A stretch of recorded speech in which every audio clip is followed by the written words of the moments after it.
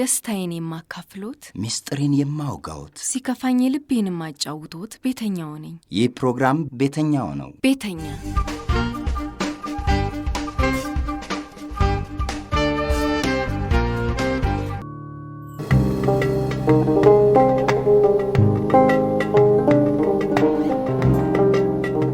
እንደ በፊት ቆንጆች ማለት እጪ በሰው የተናቀች በእግዚአብሔር የተወደደች ማታምር እንኳን ብትሆን ለኔ ያስፈልገኛል ይያልኩኝ ነበር መናገር ነበር። መልካሞቹ እኔ ሊያጠፉኝ እንደሚችሉ ያየኋቸው የተረዳኋቸው ነገሮች ነበሩ። አሁን ግን ለኔ የሚጠቅመኝ ከእግዚአብሔር ተስማማ ሃይማኖቱ ላይ ትኩረት ያደረገ ይያልኩኝ ምርጫዬ እንደዛ ነበር። በቃ እንዴ ነው ቆንጆ ማይሆነች ናት፣ በስራ ግን ትጋት ያላት የሰውና ለእግዚአብሔር ቅን ነገር ያላት ሰው ነበረች። ቤተክርስቲያን አብረን የምንካፈለው የሆነ የሰፈር ህብረት አለ፣ አብረን በዛም እንገናኛለን። ከዛ የተነሳ የሚያውቁኝ ጓደኞቼም ናቸው በዛ መካከል ያሉት፣ እሷም ታውቃቸዋለች እኔም አውቃቸዋለሁ። ከዛ የተነሳ ነው የተገናኘነው። አንድ ሁለት ቀን ዝም ብዬ በቃ ጠይቃ ሲሉኝ ዝም ብያቸው አልፌ ሄድኩኝ እያፈርኩኝ። አይ እንድጠይቅሽ የሆነ ነገር እንድጠይቅሽ ፈልጌ ነበር ስላት ይግባትም አይግባትም አላውቅም፣ በቃ ሌላ ጊዜ ብላ አንድ ቀን እንደዚህ ተለያየን። ያው ሌላ ከር አድርጌ ለመያዝም ብዙ ድፍረቱም የለኝም። እንደዚህ ብያት እንደዚህ ያለችኝ ስላቸው አይ ዳግም አሁን ጠይቃት ምን ወሰንሽ የሚለው ነገር ጠይቃት፣ ከዛ በኋላ ምትል ነገር ሊኖር ይችላል። ለ15ኛው ቀን ጠይቃት ያው አሁንም ፈልገሽ ነበር እኔም ፈልገሽ ለትዳር ለቁም ነገር ነው ስላት የእግዚአብሔር ፍቃድ ከሆነ አሳውቃለሁ የሚል ምላሽ ሰጠችኝ። ያው ከዛ በኋላ ዳግም ወር ባልሞላ ጊዜ ውስጥ ጠየኳት። እሺ ብለን በዛ ተፈቃቅደን ነው መቀጠል ጀመርን። ወሲብ ግንኙነት አልጀመርንም መጋባት እንጂ እንደዚህ አይነት ውስጥ መግባቱም አልፈለኩም። ደሞም ትላንታ ትቼው መጣው ነገር ስላለ ዛሬ ዳግም ደሞ በዚህ ውስጥ ብገኝ ጓደኛዬ ስለሆነች ትወልዳለች ምንም ፍርሃት አለኝ። ሁለተኛ ደሞ ቤተክርስቲያንም ደሞ ስለሚከለከል በዚህ ጉዳይ ላይ በጣም አጠንክረው ስለሚናገሩ ስለሚያበረታቱኝ ጭምር አልፈለኩትም።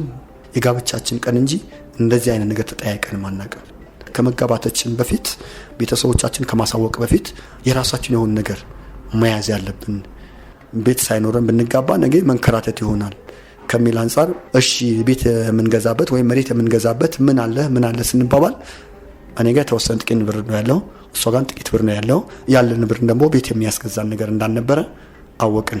የተወሰነን ጨምርበትን ያንቺውን ጨምሪበት እኔም ልጨምርበት ተበዳድረን ቢሆን ማድረግ ያለብን ነገር እናደርጋለን ብለን ባልኩበት የተወሰነ ወራቶች ከቆየሁኝ በኋላ ታመምኩኝ። እንደ ጭርት ነገር ነው በቃ እንዲሁ ይበላኛል አካዋለሁ። በ3 ቀን ውስጥ በቃ ሙሉ ፊቴና ፀጉሬ እንዳለ ቁስል በቁስል ሆነ።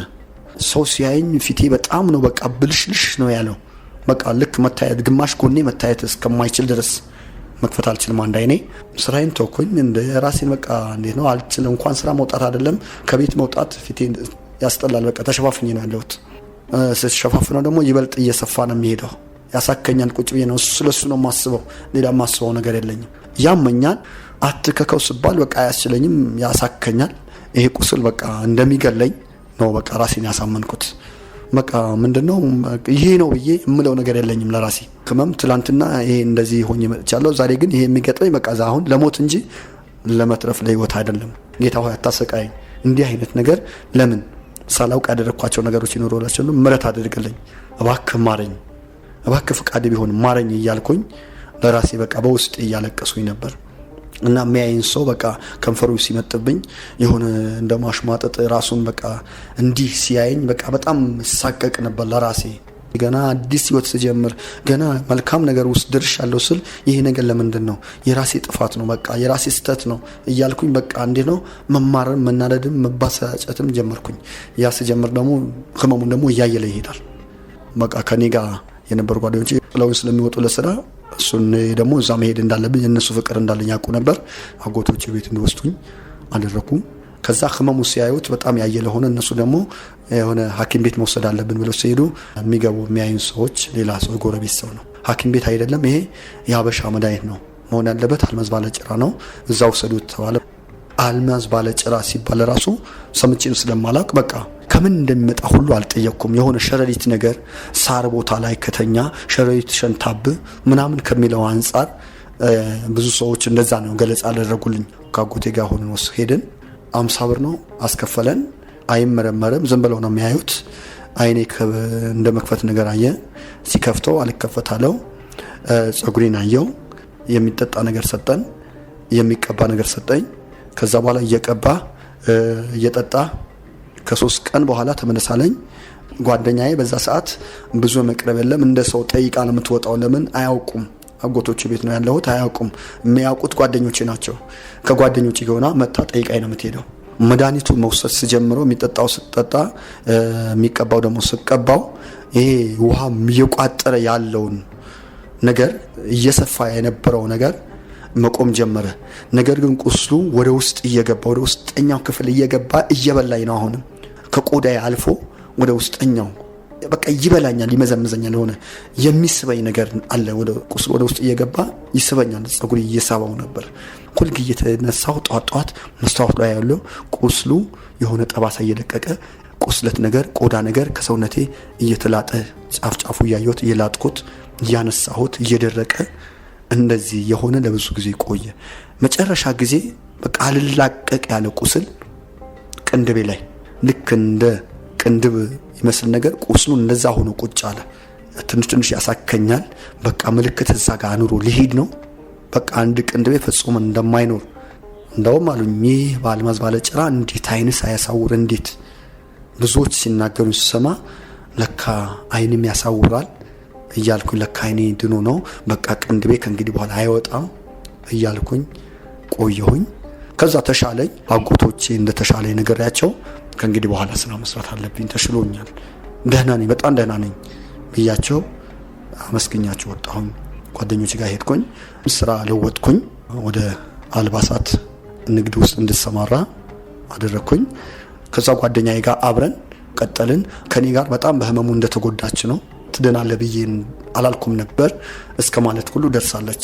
ያው ከሷን ጋር የነበረን እቅድ ነበረን። ከመገባታችን በፊት የሚያስፈልገን ቅድሚያ ሁኔታ ተነጋግረን ስለነበር ቤት ወይስ መሬት የሚለው ነገር ስናገር መሬት ቆንጆ ስለማይሆን ቤት ያለበት ነገር ትንሽ ነገር ሆኖ ቤት ያለበት ነገር ቢሆን ይሻላል ብለን መርጠን ቤት ፍለጋ ቀጠልን። እሷም እኔም ባለን ነገር ላይ እየጨመርኩም በሕክምና ትንሽ ቀንሼው ነበር።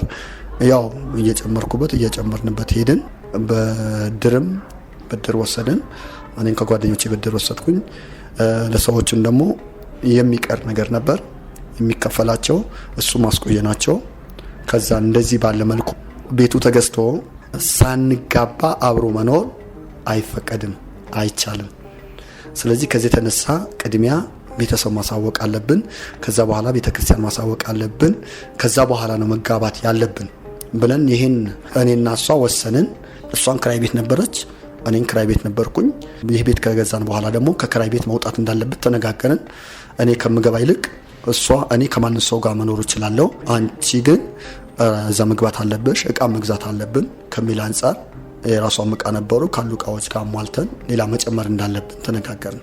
ከክራይ ወጥታ እዛ እንድትገባ አደረግን። እኔ ከገባው ወደ ሌላ ውስጥ እንዳንገባ የሚከለክሉን ነገሮች ብዙ ነገሮች ስለነበሩ በዛ ምክንያት እሷ ኖረች። አምሽቼ ጠይቃት እወጣለሁ። ላዳር ሌላ ቦታ ነኝ። ተወሰነ ከሄድን በኋላ እኔም ውጪ ያው ከሰው ጋር ነው ተጠግቼ ነው የምኖረው። እየሰለቸን ሲመጣ ቤተክርስቲያን በቅርብ ጊዜ አሳወቅን።